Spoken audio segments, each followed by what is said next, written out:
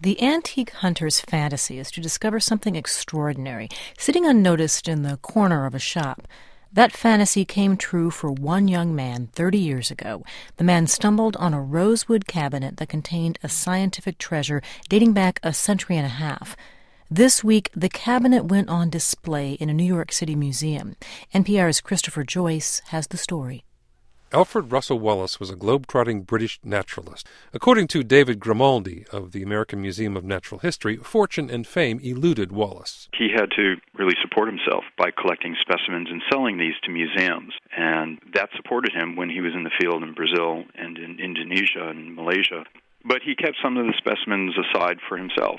Beautiful specimens. Specimens he kept in a rosewood cabinet. Of his own design, the cabinet held 24 drawers full of iridescent butterflies, enormous moths, seashells, and hundreds of beetles. Fast forward to 1979. The cabinet sits in a modest antique shop in Arlington, Virginia.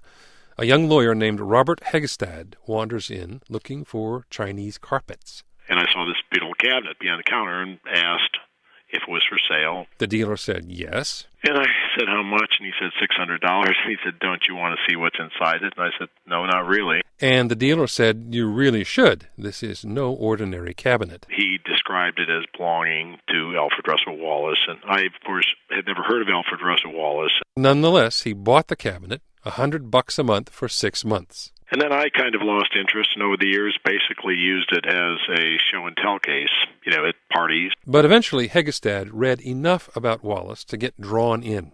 He realized the cabinet's value to the history of science, so this week it goes on display at the museum in New York. And now I have a great big empty space in my dining room, and I have to go shopping, find something to replace it. Christopher Joyce, NPR News.